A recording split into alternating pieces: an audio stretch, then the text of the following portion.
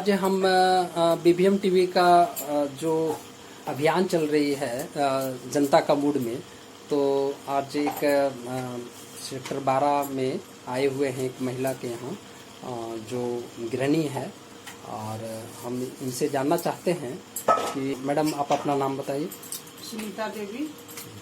तो आप एक घरेलू महिला होने के नाते, जैसे अभी विपक्ष के लोग भी बोलते हैं कि बहुत महंगाई बढ़ गई है, गैस का दाम डबल हो गया है, आटा जो है 20 रुपया के जगह पे 40 रुपया हो गया है, प्याज हो गया, मतलब हर चीज बढ़ गया। तो इस बारे में आपका क्या कहना है? महंगाई तो बढ़ा है, महंगाई से तंग है हम लोग भी, उसमें तो कोई दो मत नहीं है। महंगाई बढ़ा है, दिक्कत हो रहा है घर चलाने में, लेकिन कुछ कुछ ऐसा काम मोदी जी किए हैं जिसके चलते लेडीज लोग सुरक्षित है। लड़की लोग की सुरक्षा है, चाहे हिंदू हो या मुस्लिम हो, कोई भी लेडीज लोग मोदी जी के राज में सुरक्षित है।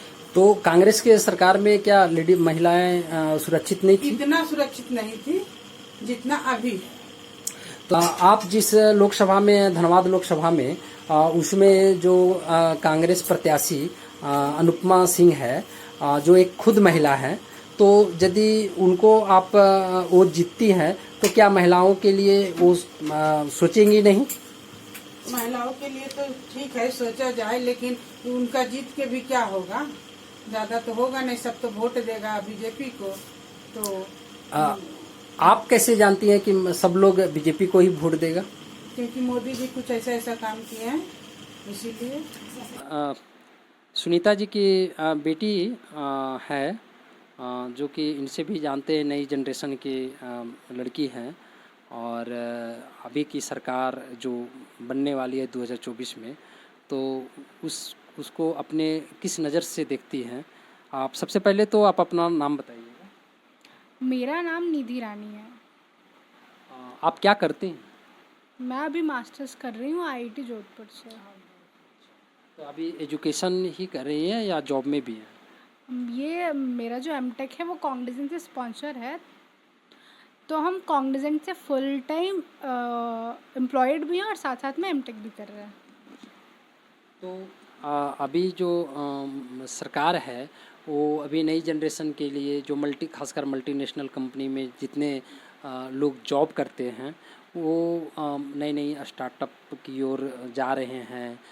आप किस नज़र से देखते हैं कि ऐसे जो स्टूडेंट या ऐसे वर्कर जो अपना खुद एक कुछ नया चीज़ करना चाहती है, तो इस बारे में?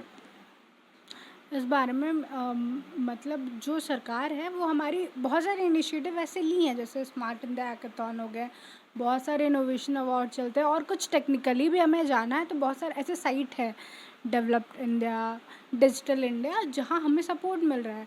बट वो चीज़ अभी जस्ट एक क्रीमी लेयर है, या जो मेन सिटीज़ में है वहाँ पे है। ये चीज़ प्रॉपर गांव-गांव नहीं पहुंची है। जैसे मैं चाहूँ, मैं अगर मुंबई पुणे ये सब में चाहूँ तो मैं जा सकती हूँ, मैं स्टार्टअप कर सकती हूँ, मेरे को उतना दिक्कत नहीं होगा, वहाँ फंड मिल जाएंगे, सब मिल जाएंगे। बट एक बच्चा जो दूर में है, जो उतना डेवलप्ड एरिया में नहीं है, जैसे बोकारो में है या गांव में है, तो हमको अभी भी चीज़ों की कमी है, जिससे ये चीज़ें अभी डिफ़िकल्ट है। मे बी जो गांव में है उसके पास रूरल डेवलपमेंट के लिए शहर से ज़्यादा अच्छा आइडिया हो, बट वो इम्प्लीमेंट नहीं हो पा रहा है यहाँ पे, क्योंकि यहाँ पे सारी चीज़ें पहुँची नहीं है। और जैसे जो लोन्स की स्कीम है कि गर्ल्स को इसको लोन दिया जाता है, उसमें बहुत सारे वैलिडेशन और बहुत सारे कंस्ट्रेंट्स हैं, जो जनरली एक कॉमन मैन के लिए अवेल करना बहुत मुश्किल है। आइडियाज़ बहुत है। आपको यदि मौका मिले कि बोकारो से शहर में जो हम आपकी मम्मी पापा रहते हैं, तो आप एक नया स्टार्टअप क्या ऐसा करेंगी जिसमें कि आप अपने फैमिली के साथ रह सकें और आपका सब कुछ अच्छा हो सके? मेरा एक आइडिया था जिस पे मैंने बीटेक पे भी वर्क किया था, जो काफ़ी अच्छा आइडिया था, मतलब उसने प्राइजेस जीते थे। मेरा वो आइडिया था कि जितना भी वेस्ट जनरेशन होता है, लाइक हर जगह वेस्ट जनरेशन होता है, एक बायोडिग्रेडेबल होता है, एक नॉन बायोडिग्रेडेबल होता है, और हमारा सरकार का ये नियम है कि जो नॉन बायोडिग्रेडेबल है उसको डिग्रेड कर दे, और जो बायोडिग्रेडेबल है उसका दोनों का अलग अलग लेना है। तो जो बायोडिग्रेडेबल वेस्ट है उसका कंपोस्ट बना दे, और जो नॉन बायोडिग्रेडेबल वेस्ट है उसको हम लोग एनर्जी में कन्वर्ट करें और फिर उसका यूटिलाइजेशन करें। और मतलब एक स्पेशल सेक्शन आता है जो बहुत ही अनकवर्ड है, जैसे जो लड़कियों जनरली जो मेंस्ट्रुएशन साइकिल में होती है उनके लिए एक अलग कंपार्टमेंट है, क्योंकि वो नॉन डिकम्पोजेबल चीज़ें हैं। एज अ पर्सन हमको जितना डेवलप होना है उतना इन्वायरमेंट का भी साथ देना है, उसको प्रॉपर डिकम्पोज किया जाए। और दूसरा मैं स्टार्टअप जो करना चाहूँगी कि यहाँ की लेडीज़ को या लड़की को जागरूक बनाना चाहूँगी कि वो इंडिपेंडेंट हो सके, उनको अपने राइट्स हक पता हो, वो चीज़ें जो एक्सप्लोर करना चाहे वो एक्सप्लोर कर सके। अगर आज एक लड़की को ज़रूरत है, I would love to mentor them कि उसको पढ़ना है तो कैसे पढ़ना है, क्या करना है। हमारे पास बहुत सारे ऑप्शन है, बट एज अ बोकारो में रह के या गाँव में लड़कियों को पता ही नहीं है कि वो अपॉर्चुनिटीज़ है, वो ऑप्शंस है। मोदी सरकार जो है जो आरक्षण महिलाओं को दिया गया है 33%, तो इस बारे में आप क्या सोचती हैं? ये एक पहले लड़कियों को वोटिंग करने का भी अधिकार नहीं था, बट वो अधिकार हमें मिला, उससे हम लोग चुन सकते हैं और उससे ही सरकार वुमेंस के बारे में कुछ कर पा रही है। तो एक बहुत अच्छी बात है कि अगर एक नेता का रिप्रेजेंटेशन होगा पार्लियामेंट में, तो लड़कियों के जो पॉइंट्स है या औरतों के पॉइंट्स है जो आदमी लोग नहीं सोच पाते होंगे, वो सर्वे में उतने खुल के नहीं आ पाते होंगे, एटलीस्ट उनको पता होगा। एक रिप्रेजेंटेटिव एक लड़की है, वो एक लड़कियों के लिए बहुत बेटर डिसीजन ले सकती है एज़ कम्पेयर टू मैन।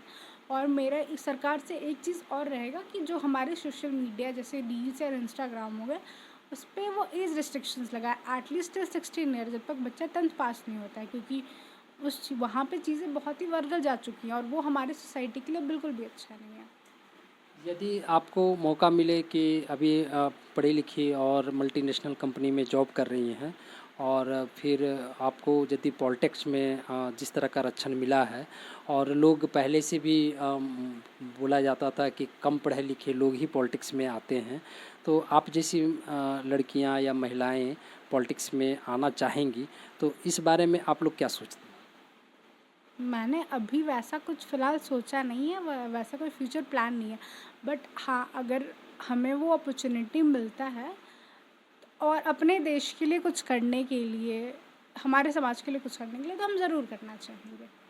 आज की जो एजुकेटेड लड़कियां हैं, इस बारे में कभी डिस्कस या चर्चा या फिर अपने मन में ऐसे कभी विचार आते हैं क्या?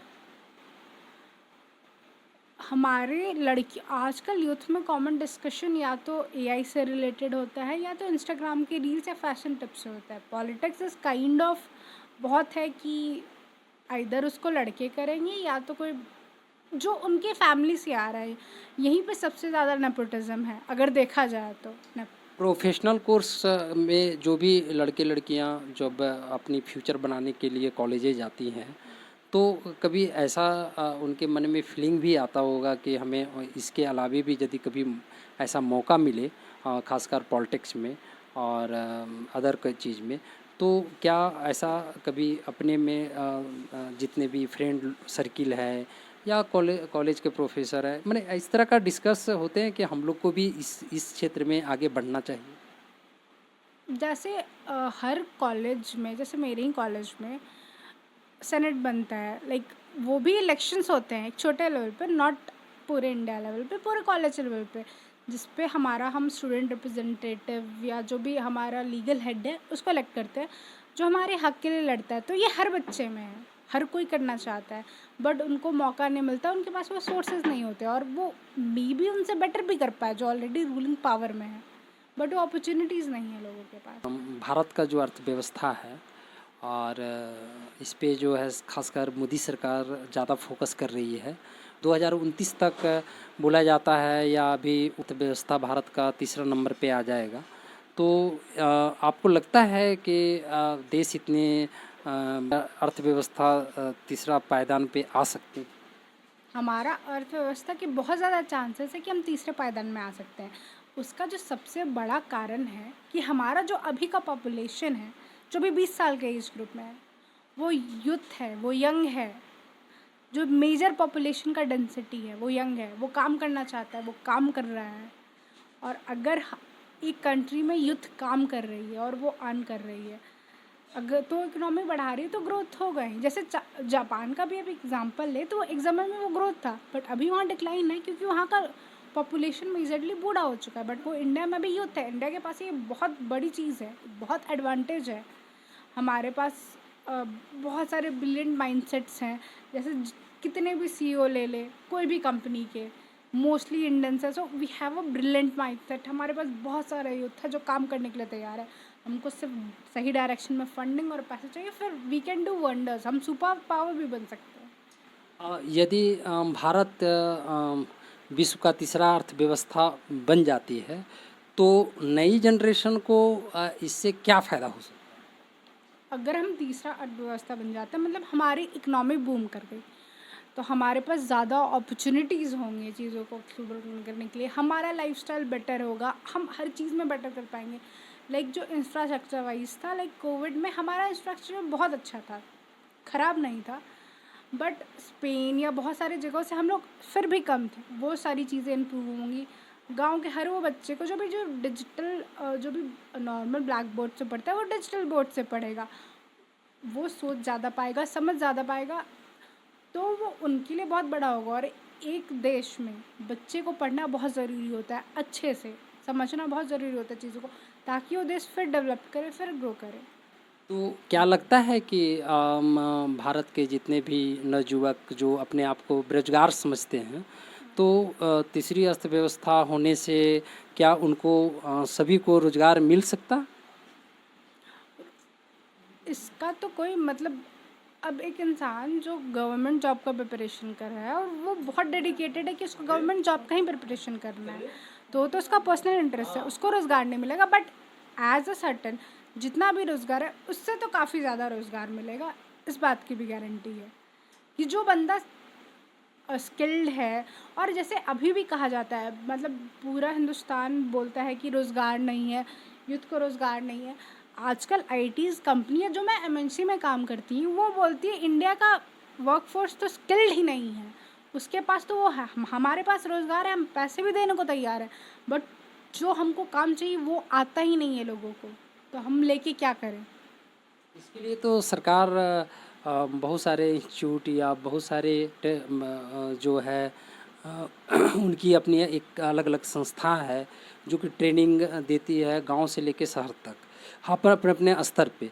तो इस पे क्या लगता है कि इस तरह का जो ट्रेनिंग है मल्टीनेशनल कंपनी उसको या वैल्यू नहीं देती है या फिर उस तरह के लोगों को एम्प्लॉय नहीं बना पाती? जो मेरा पॉइंट ऑफ व्यू और सजेशन है, जिस हिसाब से आईटी कंपनी जितना फास्टली मूव ऑन करती है, जैसे हम लोग डीपीआई न्यूरल नेटवर्क्स पे आ चुके हैं, बट स्टिल हमारे गवर्नमेंट कॉलेज स्कूल्स में जो बहुत बेसिक्स हैं, वहाँ अभी भी बहुत बेसिक चीज़ें पढ़ा रही हैं। तो जो जो जितने भी गवर्नमेंट स्कूल्स हैं उसको प्राइवेटाइजेशन में कन्वर्ट किया जाए, वहाँ बाकायदा प्राइवेट एम्प्लॉय लाए जाए जो बताए कि हाँ दुनिया में क्या चल रहा है, तुम सीखोगे तो क्या फ़ायदा होगा।